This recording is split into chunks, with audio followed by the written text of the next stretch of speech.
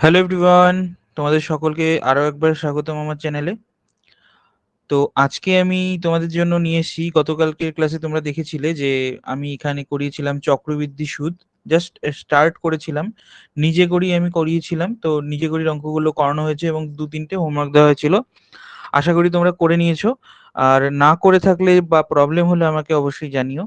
তো আজকে যেটা করাবো সেটা হচ্ছে, এই ভিডিওটিতে আমি মাত্র 5টি কোশ্চেনের সলিউশন করাবো। আমি চ্যাপ্টারটি থেকে কিছু বাছাই করা ইম্পর্টেন্ট কোয়েশ্চেন্স নিয়ে এসেছি, যেগুলো তোমাদের কনসেপ্ট পুরো ক্লিয়ারও করে দেবে এবং তোমরা সলিউশনগুলো এখানে আমার থ্রুতে পেয়েও যাবে। ঠিক আছে, তো আজকে জাস্ট 5টা কোয়েশ্চেন সলিউশন করাবো প্রথমেই, বলে রাখলাম। আর যারা আমার চ্যানেলে নতুন এসেছো তাদের সকলকে বলে রাখি, চ্যানেলটিকে অবশ্যই সাবস্ক্রাইব করো, অ্যান্ড ভিডিওটি যদি ভালো লেগে থাকে অবশ্যই লাইক করো অ্যান্ড শেয়ার করো। তো চলো বেশি কথা না বাড়িয়ে আজকে ক্লাসটি শুরু করছি। তো প্রথম কোয়েশ্চেন আমি 1, 2, 3 স্কিপ করেছি কারণ ওটা একদম বেসিক কোয়েশ্চেন্স, তো ওগুলো করাচ্ছি না। 4 নম্বর কোয়েশ্চেন থেকে আমি করাচ্ছি। কি বলেছে? 30,000 টাকার বার্ষিক 9% চক্রবৃদ্ধি সুদের হারে 3 বছরের চক্রবৃদ্ধি সুদ নির্ণয় করি। খুবই সোজা কোশ্চেন, যে আমাকে এখানে চক্রবৃদ্ধি সুদটা বের করতে হবে। তো first of all P is equal two কত? এখানে 30,000 টাকা, মানে মূলধনটা আমার 30,000 টাকা। এবার এটার বার্ষিক রেট অফ ইন্টারেস্ট কত? বার্ষিক সুদের হার কত চক্রবৃদ্ধি? 9%। ঠিক আছে, তাহলে আর এর ভ্যালুটা আমি যদি ডাইরেক্ট এখানে শুধু আর লিখতে পারো, আর ইকুয়াল টু 9%। অ্যান্ড টাইম যেটা আছে সেটা হচ্ছে 3 বছর, যেটা কিনা আমার অ্যাকচুয়ালি এন এর ভ্যালু। ওকে, সো আমাকে ফাইন্ড করতে হবে কম্পাউন্ড ইন্টারেস্ট মিনস চক্রবৃদ্ধি সুদ। ঠিক আছে, আমরা নর্মালি সরল সুদকে ইন্টারেস্ট বলে থাকি। ঠিক আছে, ইন্টারেস্ট বলে থাকি, বাট এটা যখনই আম, আমার চক্রবৃদ্ধি সুদ হয়ে যাবে তখন এটাকে বলবো কম্পাউন্ড ইন্টারেস্ট। ওকে, কম্পাউন্ড ইন্টারেস্ট। ঠিক আছে, সো কম্পাউন্ড ইন্টারেস্ট আমাকে এখানে বের করতে হবে। দেখে নিই তাহলে কম্পাউন্ড ইন্টারেস্ট কত হচ্ছে। ফর্মুলা আমরা কি জানি? আমরা জানি, আমি তোমাদের এক্সামে যেভাবে করতে হবে এক্সাক্ট ওভাবে লিখেই করাবো যাতে তোমাদের বুঝতে সুবিধা হয়। ঠিক আছে, তো আমরা জানি কি, যে এ ইজ ইকুয়াল টু মানে সমূল চক্রবৃদ্ধি is equal to P into 1 + r/100 to the power n, n which is equal to T. ঠিক আছে, এবার এ এখানে আমাকে বের করলেই আমি বলে দিতে পারবো সমূল চক্রবৃদ্ধির থেকে এই আসলটা মানে মূলধনটা বাদ দিয়ে দিলে আমার চক্রবৃদ্ধি সুদের মানটা কত সেটা বেরিয়ে যাবে। তো এখানে আমি এর ভ্যালুটা বের করবো কিভাবে? পি এর ভ্যালু বসাই এখানে, 30,000 টাকা ইন্টু 1 + আর এর ভ্যালু কত? 9%, তার মানে 9/100 টু দি পাওয়ার এনটা আমার কত হবে? 3 বছর, তাহলে 3। এখানে যদি ক্যালকুলেট করো তাহলে কি হবে? 30,000 টাকা এখানে থাকলো। ঠিক আছে, 30,000 ইন্টু, এখানে যদি আমি ভালো করে দেখি এটা হবে 109/100। যেহেতু কিউব আছে, মানে অ্যাকচুয়াল ব্যাপারটা আমি তোমাদের ডিটেলেই করে দেখাই। 109/100 তার কিউব, কারণ এটাকে তুমি যখন করবে নিচে লসাগু 100 হবে, 100 যোগ 9 মানে 109। ঠিক আছে, আর তোমাদের একটা শর্টকাট বলে রাখি, যদি একের সাথে কোনো ভগ্নাংশ যোগ হয় তাহলে নর্মালি কি করবে, নিচে যে আমার ডিনোমিনেটর আছে সেটাকে আমি অ্যাজ ইট ইজ যা আছে তাই রাখবো, জাস্ট ওপরে নিউমারেটরটাকে কি করব, এই নিচে ডিনোমিনেটরের সাথে অ্যাড করে বসিয়ে দেবো, যদি আমার একের সাথে কোনো ভগ্নাংশ অ্যাড থাকে দেন।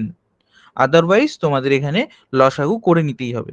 ঠিক আছে, সো আমিও দেখো এখানে এই জিনিসটাই করেছি। কি করলাম, যে 1 + 9/100, তার মানে দেখো 100 + 9 করলেই আমার উপরে 109 পুরোটার ভ্যালু চলে আসলো। তো এবার 30,000 টাকা ইন্টু, যেহেতু কিউব আছে তাই এটাকে আমি 3বার মাল্টিপ্লাই করে লিখতে পারি। অনেকে তোমরা করে থাকো কি, যে 109 এর কিউব করে রাফে বার করো, তারপরে 100 এর কিউব করে বের করে নাও, তারপরে কাটাকাটি করো, but that is so much hectic. ঠিক আছে, তো ওটা অনেক কমপ্লিকেটেড হয়ে যায়, দ্যাটস ওয়াই তোমরা এখানে এভাবেই করবে। অ্যান্ড এভাবে করলে তোমাদের খুব তাড়াতাড়ি হয়েও যাবে ক্যালকুলেশন। তো এখানে দুটো শূন্য দুটো শূন্য আর এই দুটো শূন্য আমি কেটে দিলাম। তো আলটিমেটলি আমার নিচে কি থাকলো, একটাই 100 থাকলো, আর ওপরে 3 ইন্টু এখানে হচ্ছে 109 এটার কিউব পড়ে থাকলো। তো এটার যখন তুমি ক্যালকুলেশন করবে, আমি ডাইরেক্টলি অ্যান্সারটা বসাচ্ছি। এখানে কত হবে, 109 এর কিউব করলে 3 ইন্টু 295029, আমি ক্যালকুলেশনটা একবারে করে বসিয়ে দিচ্ছি, বিকজ না হলে অনেকটা টাইম লেগে যাবে। অবশ্যই তোমরা ক্যালকুলেশন নিশ্চয়ই করতে পারো। তো কিউব কি করে বের করবে? দুটোকে আগে গুণ করবে, গুণ করার পরে যেটা অ্যান্সার হবে সেটার সাথে আবার 109 কে গুণ করে দেবে, কিউব চলে আসবে। তো এবার যদি তুমি এটার আলটিমেট সলিউশন বের করো, তাহলে 3 ইন্টু দিস ওয়ান, এটাকে যদি মাল্টিপ্লাই করি মানে গুণ করি, তাহলে যে ভ্যালুটা হবে সেই ভ্যালুটা আসবে আমার হচ্ছে 885087। বাট এখানে আমার নিচে 100 এর দুটো জিরো আছে, তার জন্য ডিভাইড আছে জন্য দুটো ঘর আগে আমার দশমিক বসবে, তার মানে এত টাকা। এটা আমার কি বেরোলো? এটা আমার বেরোলো সমূল চক্রবৃদ্ধি। এটা আমার বের হলো সমূল চক্রবৃদ্ধি, যেটা কিনা এ। কিন্তু বের করতে বলেছে কি চক্রবৃদ্ধি সুদ। তো সুতরাং সিআই মানে চক্রবৃদ্ধি সুদটা কত হবে? সমূল চক্রবৃদ্ধি মাইনাস প্রিন্সিপাল মানে মূলধন। তাহলে সমূল চক্রবৃদ্ধি 8850 টাকা 87 পয়সা। এটার থেকে মাইনাস যাবে হচ্ছে আমার 30,000। ঠিক আছে, এটার থেকে আমার মাইনাস যাবে 30,000। এক সেকেন্ড, এখানে কিছু একটা ক্যালকুলেশনে ভুল হয়েছে। এখানে কিছু একটা ক্যালকুলেশনে ভুল হয়েছে। তো কিছু কিছু ক্ষেত্রে তোমরা দেখতে পারো যে ক্যালকুলেশন ভুল হতেই পারে, কারণ আমি তোমাদের একদম লাইভ সলিউশন করে করি, তো সেটা ভুল কিছু ক্ষেত্রে হয়ে যেতেই পারে। ঠিক আছে, তো এটার যে ভ্যালুটা হবে আমি ভুল করেছি এখানে। ঠিক আছে, তো এটা টোটাল ভ্যালুটা হবে আমার, যদি 3 × 109 এর কিউব করি, তাহলে 385087। এখানে আমি একটা 3 ডিজিট বসাতে ভুলে গেছিলাম। 885087, এখানে 3 হবে। ঠিক আছে, তো এখানে হচ্ছে একটা 3 জাস্ট বসে যাবে, তাহলে এটা যদি মাইনাস করে দাও তাহলে 50.87, এটা তোমার চক্রবৃদ্ধি সুদ হয়ে যাবে। জাস্ট একটা আমি 3 এর ডিজিটের গন্ডগোল করেছিলাম। তো যাই হোক, এটা হচ্ছে আমার তাহলে কি বেরোলো? চক্রবৃদ্ধি সুদ বেরিয়ে গেল। ইভেন তোমরা এখান থেকে সমূল চক্রবৃদ্ধির অ্যান্সারটাও করে দিতে পারবে। তো চলে যাচ্ছি পরের অঙ্কে। বার্ষিক 5% সরল সুদের হারে ৮০,০০০ টাকার ২.৫ বছরের সমূল চক্রবৃদ্ধি কত হবে তা হিসেব করে লিখি। তাহলে এখানে মোট কথা মূলধন কত? ৮০,০০০ টাকা। সময়টা কত? ২.৫ বছর। ঠিক আছে, এবার রেট অফ ইন্টারেস্টটা কত? 5%। তাহলে এইবার আমি এখানে একটা কাজ করব, এটাকে 2 বছর প্লাস হাফ বছর এইভাবে যদি আমি চিন্তা করি, তাহলে আমি তোমাদের আগের ক্লাসে করিয়েছিলাম, প্রিভিয়াস ক্লাসে তোমরা দেখে থাকবে, ওটার আমি লাস্ট ক্যালকুলেশনটা তোমাদের হোমওয়ার্কে করতে বলেছি। ঠিক আছে, তো এবার এখানে আমি 2 বছর প্লাস হাফ বছর হিসাবে করতে পারি। তো 2 বছর যদি করি, তাহলে প্রথম 2 বছরের ভ্যালুটা আমাকে আগে বের করতে হবে। ঠিক আছে, তাহলে প্রথম 2 বছরের জন্য চক্রবৃদ্ধি সুদ যদি বের করি, তাহলে অবভিয়াসলি প্রথম 2 বছরে আলাদা ভ্যালু হবে সমূল চক্রবৃদ্ধি, যেটাকে আমি A1 ধরলাম। পিটা আমার সেম থাকবে না, পিটা আমার চেঞ্জ হবে কিন্তু, কারণ পরবর্তী যে আমার আবার হাফ বছরের জন্য করব, সেটা প্রথম 2 বছরে হওয়া যে এই A1, সেটা আমার ওখানে প্রিন্সিপাল হিসেবে কাজে লাগবে। দ্যাটস ওয়াই এখানে P1 ধরতে হবে। ঠিক আছে, তো 1 প্লাস আরটা রেট অফ ইন্টারেস্ট কিন্তু সেম, দ্যাটস ওয়াই এটা আরই থাকলো বাই 100 টু দি পাওয়ার এনটা আমার N1 হবে, বিকজ প্রথমে আমার 2 বছর, সেকেন্ড ক্ষেত্রে আমার হচ্ছে হাফ বছর, দ্যাটস ওয়াই এনটা চেঞ্জ হবে। তো এখানে লিখে রাখবে প্রথম 2 বছরের ক্ষেত্রে। একটু ছোট লেখা হয়ে গেল, তোমরা একটু অ্যাডজাস্ট করে নিও। তাহলে পি কত আমার? ৮০,০০০ টাকা, ইন্টু আর এর ভ্যালু কত আমার? 5%। নিচে হলো 100, ওপরে হচ্ছে এনটা কত হবে? এন হবে 2 বছর। তাহলে এটাকে যদি আমি ক্যালকুলেট করি, তাহলে কি হয়ে যাবে? দেখতে পাচ্ছি এখানে 5×20=100। তাহলে আবার বলেছি 1 প্লাস 1/20, মানে উপরে দুটো যোগ করে দেবো, তাহলে হয়ে যাবে 21/20। যেহেতু স্কোয়ার ছিল সেটার, তার জন্য দুটো 21/20 হলো। এবার এখানে একটা শূন্য একটা শূন্য কেটে গেল, তাহলে 2 2 4 দিয়ে যদি আমি 8কে কেটে দিই, 4 2 8, তার মানে 2000 থাকবে উপরে। আর এটা হয়ে যাবে 441, কারণ 21 স্কোয়ার 441 আর 2000।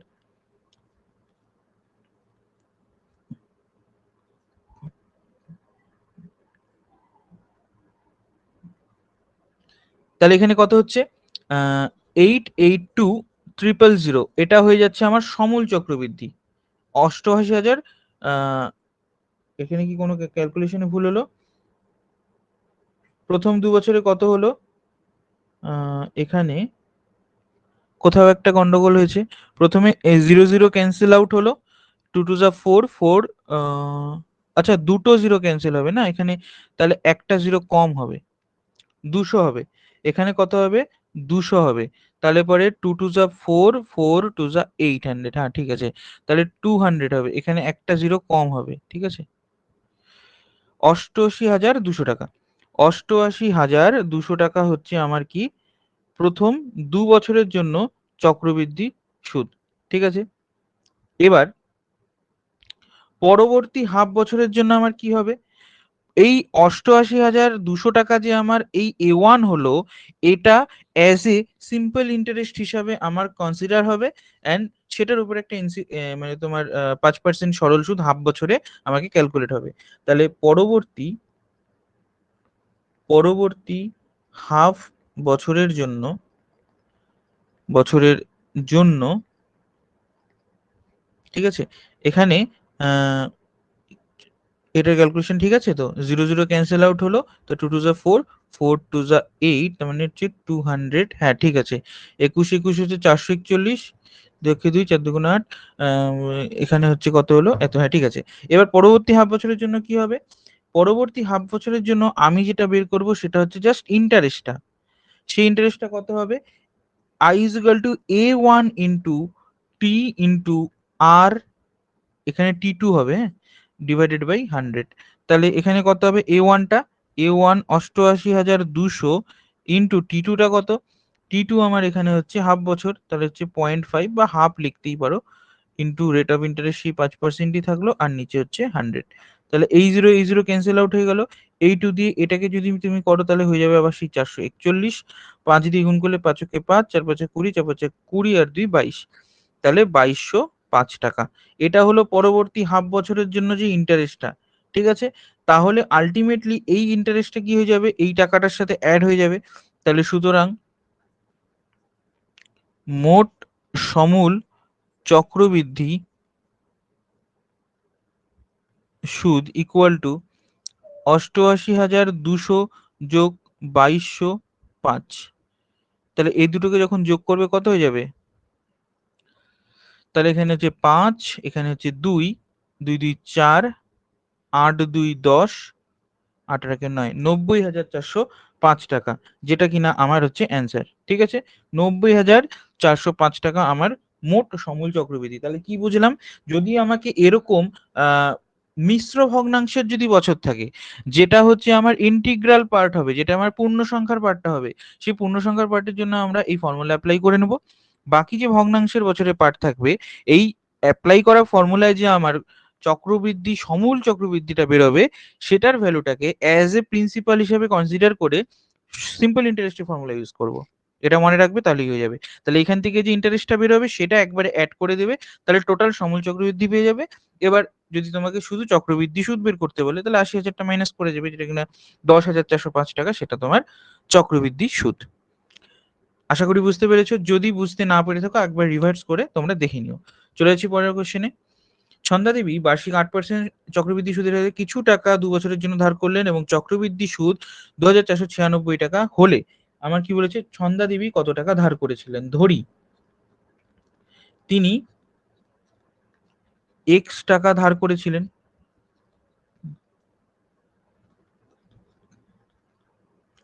ওকে, তিনি এক্স টাকা ধার করেছিলেন।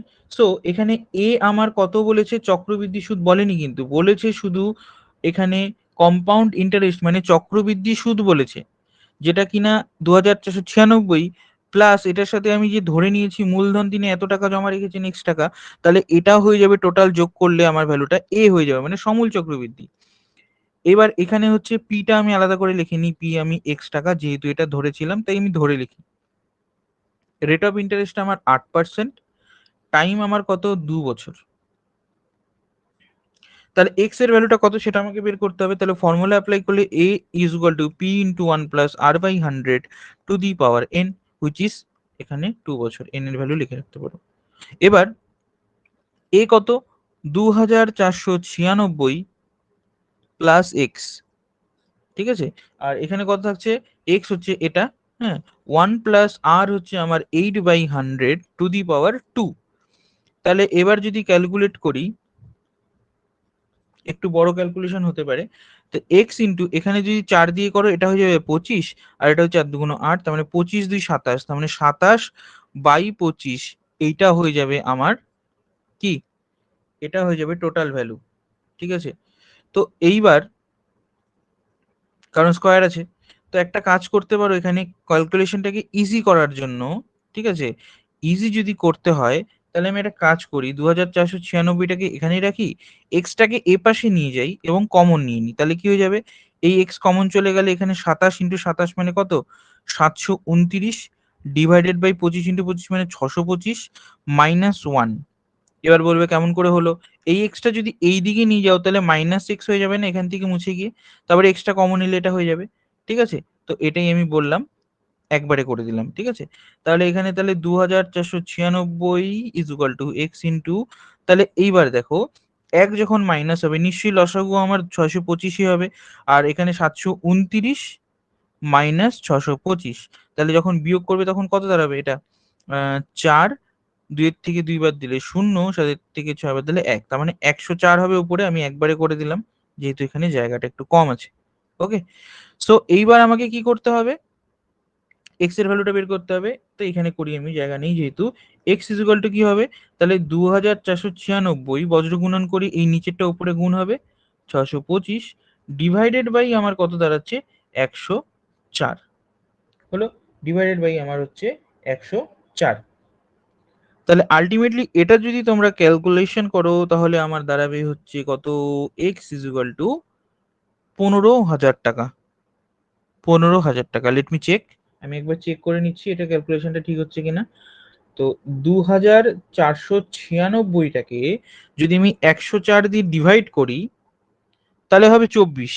এটা যখন তুমি কাটাকাটি করবে, এখানে তোমাদের একটা শর্টকাট ট্রিক দেখিয়ে দিচ্ছি, দেখো এটা তোমরা নর্মালি কাটাকাটি করে প্রথমে 2 বার যাবে বোঝাই যাচ্ছে, তো পরে 4 বার যাবে। ঠিক আছে, 224 শুধু 24 হলো। এবার 24-এর সাথে 625-এর গুণফল আমি কিভাবে ক্যালকুলেট করব, দেখো